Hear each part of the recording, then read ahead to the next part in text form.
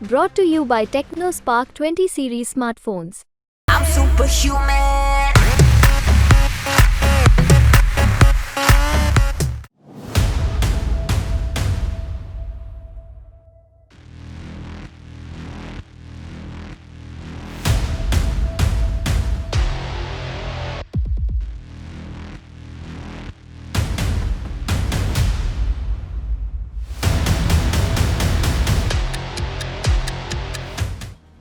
दुश्मन देशों से निपटने के लिए भारत अपनी तैयारियों में कोई कमी नहीं छोड़ रहा।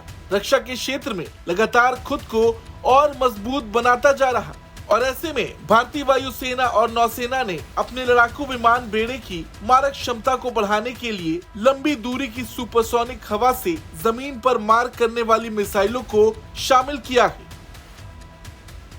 हाई स्पीड लो ड्रैग मार्क 2 मिसाइल के रूप में जानी जाने वाली इन मिसाइलों का इस्तेमाल दुनिया की कुछ चुनिंदा सेनाएं करती हैं। ये मिसाइलें 250 किलोमीटर की दूरी तक लक्ष्य को मार सकती हैं। हाल ही में ईरानी ठिकानों पर इजरायली वायुसेना ने जो हमले किए थे उनमें इन्हीं मिसाइलों का इस्तेमाल किया गया था।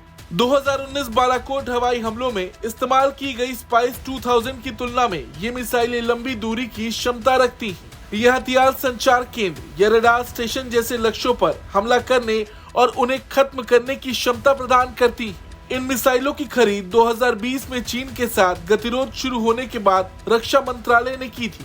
रक्षा सूत्रों ने बताया है कि भारतीय वायुसेना ने इन मिसाइलों को जगुआर लड़ाकू जेट के साथ सुखोई 30 MKI और MiG-29 लड़ाकू विमान पर तैनात किया है और इसी तरह भारतीय नौसेना ने MiG-29 के नौसैनिक लड़ाकू विमानों के लिए इन मिसाइलों को अपने बेड़े में शामिल किया है। रैमपेज मिसाइलों की ताकत के आगे दुश्मन देशों का टिकना नाक के बराबर है। बड़ी बात यह है कि भारतीय वायुसेना अब इस बात पर भी विचार कर रही कि क्या मेक इन इंडिया कार्यक्रम के तहत इन मिसाइलों का उत्पादन किया जा सकता है और अगर ऐसा होता है तो भारत के लिए ये एक बड़ी उपलब्धि होगी।